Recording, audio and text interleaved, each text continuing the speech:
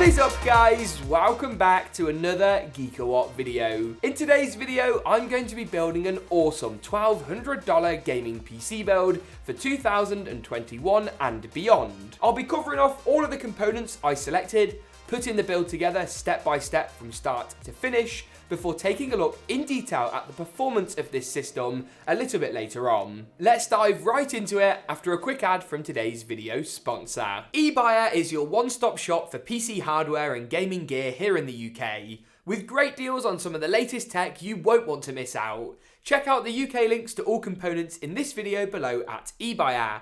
Plus, if you want to see more of me, take a look at their YouTube channel where I've been guest presenting a wide range of videos. From the latest tech to PC components and gear to supercharge your setup, check out Ebuyer using the very first links in the description below. Let's kick things off by taking a look at the CPU choice for today's build, Intel's i5-11400F. Now, I'm about to say something a bit controversial. This beats out any budget AMD option by a mile. Now, I love AMD CPUs. I'm a massive fan of the Ryzen 5, the 5600X. It's a great chip. But pricing on Ryzen processors has gone through the roof. You can't find a Ryzen 3 in stock anywhere, and AMD basically have got nothing for the budget gamer at the moment as far as CPUs go, apart from maybe their new APU, which we looked at in a recent build video. The good thing as well about Intel is that you get some good clock speeds out of the box, and the motherboards you're able to pair with the chips are actually really affordable and have a good feature set. This right here is Gigabyte's B560M DS3H.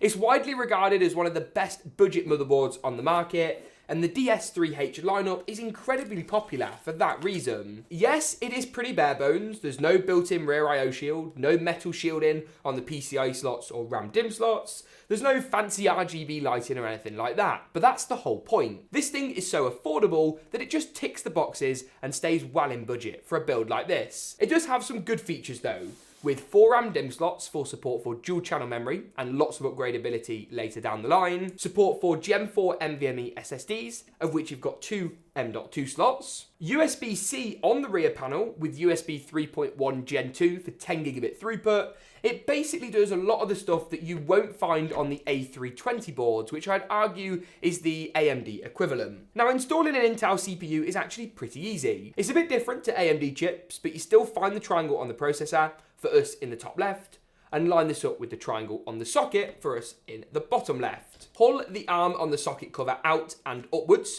to open the socket. Drop your CPU into place nice and gently, being careful not to damage any of the pins on the motherboard. Slide the socket cover in, pop the arm back down, and the processor is all complete. That moves us nicely on to the RAM for today's build.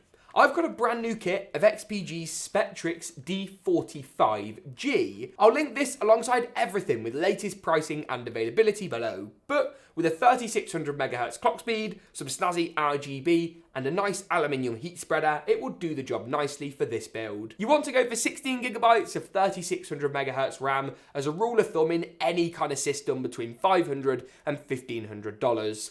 If you want to do some streaming or video editing, jump up to 32 gigabytes, but otherwise, you're going to be completely fine. With the memory installed, we can move on to the next component today,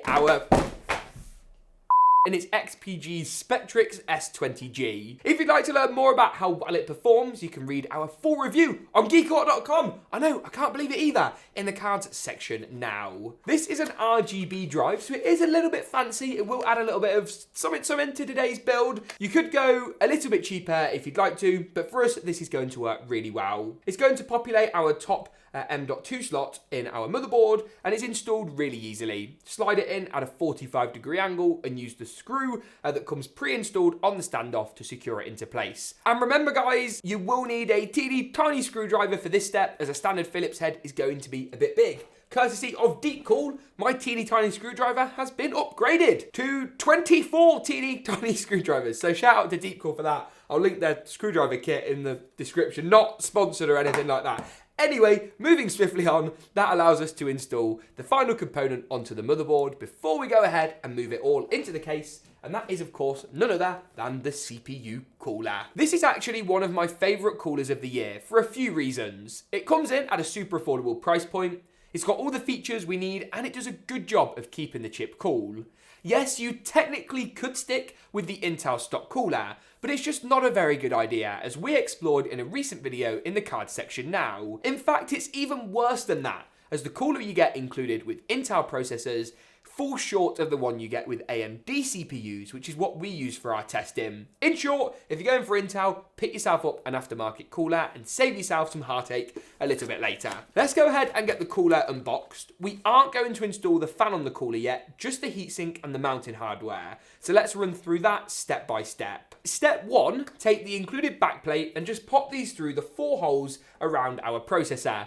This will give us 4 screw posts, which we'll use in a moment. Step 2, take these female to male screws and pop these on top of those 4 posts we just installed. Once you've done that, you want to take these brackets and secure them with the screw facing upwards away from the CPU using the included thumb screws. This is going to provide us with all the mounting hardware we need to actually fasten the cooler down in a moment. And then all you need to do is drop a dab of thermal paste onto our 11400F, a little something like this, before finally dropping the cooler onto place and fastening it down around the hardware we just installed onto the motherboard. Once you've done this, the CPU cooler, processor, RAM and SSD are all complete, and we can go and take a look at the case choice for today's build. Talking of which, this is Techware's Forge M. It's one of my favourite micro ATX cases out there. The M-ATX form factor is the best for a budget build. Full-size ATX is just too big, clunky and expensive. And the tiny mini ITX boards, you'll find yourself paying a premium for that super compact form factor. This case has a cool polygon mesh at the front with some great airflow, some addressable RGB fans included as standard,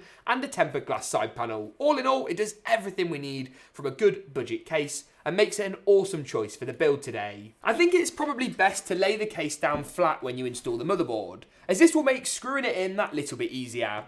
Remember, of course, to take off the tempered glass side panel, which for us is hinged and removes a little something like this. It's then a case of locating each of the standoffs in the case. So we've got 3 at the top, 3 along the middle, and then 2 along the bottom, and matching these up with the standoff holes on the motherboard. And once that is in, we can move on to the GPU today before wrapping things up in a moment with the power supply.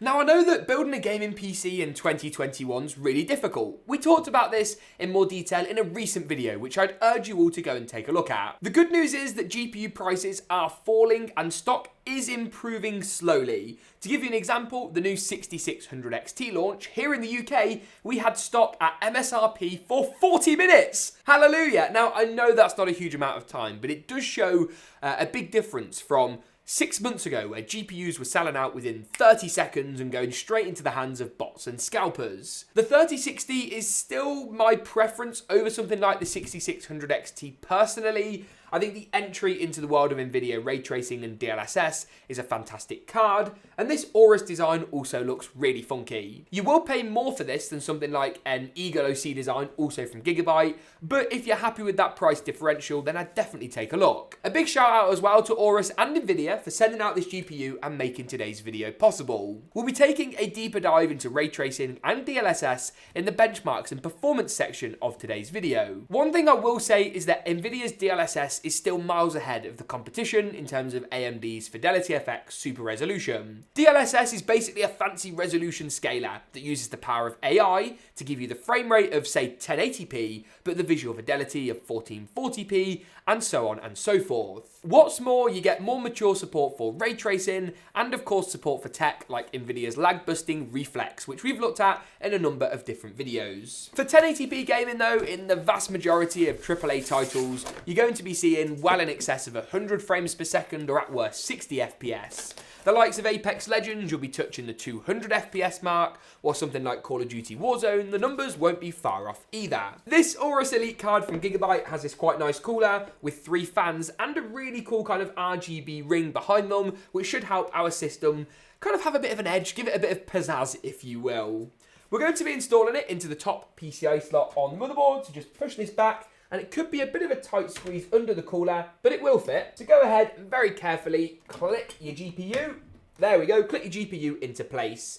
There is enough clearance in our case here for the card comfortably, though you won't have any room to install a radiator, not that this build needs one, with its non-overclockable CPU. Let's fasten the GPU down and then go ahead and get the power supply installed. Talking of which, I've selected Cooler Master's MWE Gold 650 V2. Now this will give us 650 watts of total output, more than enough for our RTX 3060 and CPU combo. As if that wasn't enough, it's also fully modular, meaning you only plug in the cables you need to. It's 80 plus gold certified, making it super efficient, and it has a semi-fanless mode, keeping the overall PSU really quiet in operation. In terms of the cables, we need to connect up to the power supply. We need to plug up a motherboard cable, a GPU cable, and a CPU cable. These will then plug into the respective connectors on the GPU, CPU, and the motherboard, a little something like this. You know what? That is looking damn good. All we need to do is just pop on the fan to the CPU cooler, close the build up, and then we're basically done. We're going to dive into some detailed performance testing in some of the biggest titles in just a moment's time. But first, in customary GeekaWhat style, we need to see how good the system looks when it's all powered up in an epic glam montage. I'll see you in a second, but roll that montage. Boom.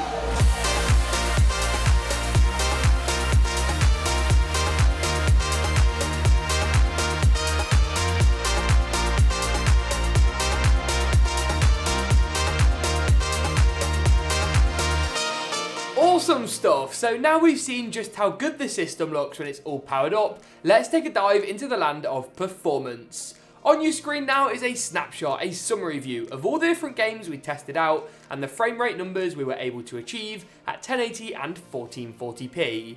As ever, I'll be taking a closer look title by title in just a second's time, but if you'd like to find the full unedited gaming benchmark runs, check out our benchmarking YouTube channel linked in the cards section now. Let's kick our focus titles off though with GTA 5, first of all at 1080p. Here at high settings we managed to achieve an impressive 121 frames per second on average, with strong 90 and 99th percentile results, which indicated that the card never really deviated from this core set of frame rates. It's a similarly positive story in Watch Dogs Legion, where at 1080p high settings, with Nvidia's DLSS technology enabled, that is of course their fancy AI-backed resolution scaler, we managed to get 107 frames per second on average. This was tested using the game's inbuilt benchmarking mode, so if you'd like to compare this system against your own, you can do so really easily. Just play the benchmark mode at the same settings and see what numbers you're able to achieve. Moving on to Call of Duty's Black Ops Cold War at 1080p high settings, once again with DLSS enabled, we managed to achieve 155 FPS. DLSS here gives us a lift of around about 55 frames per second, something which really helps to differentiate this card against something like AMD's own 6600 XT. Next up is Apex Legends, and at 1440p high settings in this title we got 121 frames per second on average. Strong 90 and 99th percentile results were recorded as well, with all of our frame rate testing done with both Nvidia's FrameView and MSI Afterburner's Riva Tuner running simultaneously. If frame rate is what you're after though, the next title on the list is surely the one for you. It is of course Valorant. At 1440p high settings, we managed to get 321 FPS on average,